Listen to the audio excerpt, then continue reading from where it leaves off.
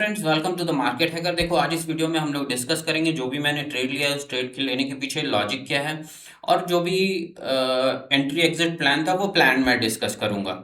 चलो देखते हैं।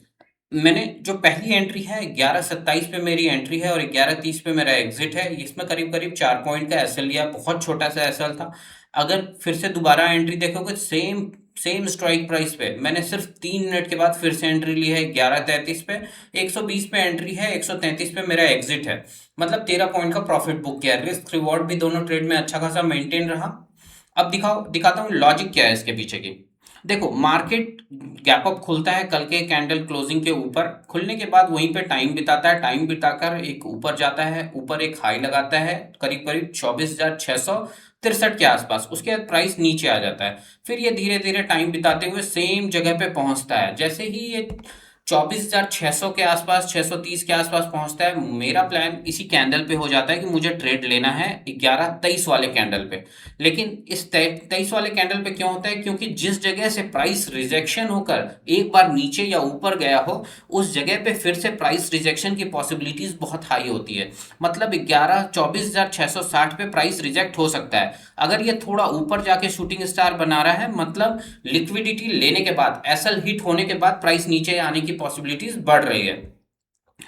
अब देखो, यहां पे मैंने क्यों नहीं एंट्री लिया? क्योंकि नेक्स्ट कैंडल में प्राइस नीचे नहीं जाता है। फिर ये जब रेड वाला कैंडल बनता है 11:26 पे, उसके कंफर्मेशन के बाद 11:27 में जब ईएमए के नीचे प्राइस आने लगता है तो मैं एक एंट्री यहां पे बनाता हूं। मैंने टारगेट अपना प्लान किया था कि इस कैंडल के हाई पे मैं निकाल दूंगा। थोड़ा नीचे एग्जीक्यूट होता है ऑर्डर और मुझे 4 पॉइंट से ऊपर का एसएल मिल जाता है।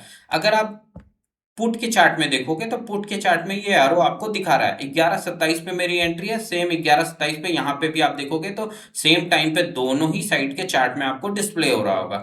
तो पहले वाले ऑर्डर को मैंने एक एसएल लिया छोटा सा, क्योंकि यहाँ पे अगर नीचे ये जाता, मतलब ऑप्शन का प्राइस नीचे जाता और जो इंडेक्स है अगर ये यहां से ऊपर निकलता तो बहुत तेजी से 700 तक भी टच कर सकता था, तो थोड़ा सा रिस्की ट्रेड हो सकता था।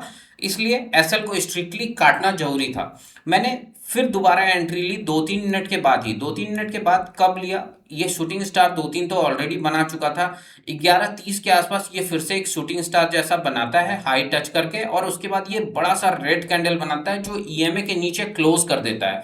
जब ये ईएमए के नीचे क्लोज कर देता है तो ये कंफर्मेशन मिल जाता है कि यहाँ से प्राइस रिजेक्शन हो सकता है। यहाँ पे भी मैंने यही टारगेट रखा था कि 5-6 पॉइंट से ज़्यादा का एसएल नहीं लेना है। लेकिन यहाँ पे आते ही थोड़ा सा ठहरता है, ठहरते ही प्राइस नीचे गिरने लगता है। प्राइस में पहला टारगेट जो है अगर इंडेक्स से लोगे तो 650 के आसपास होना चाहिए था 20 पॉइंट का इंडेक्स में। 50 के आसपास मैंने क्यों नहीं प्रॉफिट बुक किया? 50 के आसपास मतलब ये 2-3 कैंडल जो बन रहा है इसमें क्यों नहीं बुक करा प्रॉफिट? आप इंडेक्स में देखोगे ईएमए नीचे के साइड में है और नीचे विदाउट विक्स कैंडल बन रहे हैं। मतलब possibilities of price going down अभी भी हाई है।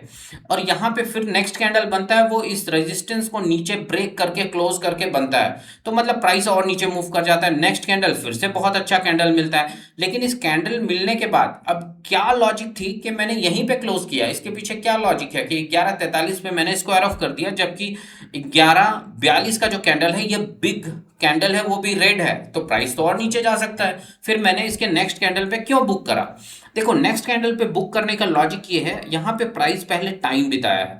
हो सकता है यहाँ से प्राइस नीचे जाए, लेकिन प्राइस को नीचे जाने से पहले यहाँ ये टाइम बिताएगा, और टाइम बिताने से पहले हो सकता है ये रिजेक्शन लेके ऊपर चला जाए, या टाइम बिताने लगेगा तो भी ऑप्शन का प्राइस नीचे आ जाएगा। तो इससे बेहतर ये होता है कि यहाँ पे अगर आप स्कैल्पर हो तो प्रॉफिट बुक करो, फिर कोई नई एंट्री बनेगी, फिर हम लोग अपना पोजीशन बनाएंगे।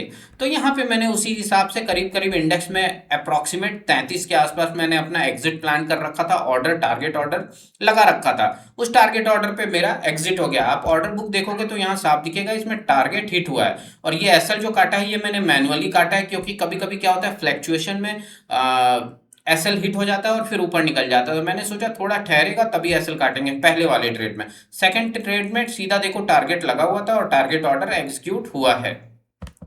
चलो, ऐसे ही डिसिप्लिन तरीके से आपको ट्रेड करना होता है। Thanks for watching. ऐसे ही लर्निंग वीडियोस के लिए मेरे इस चैनल को सब्सक्राइब करें, लाइक करें, शेयर करें।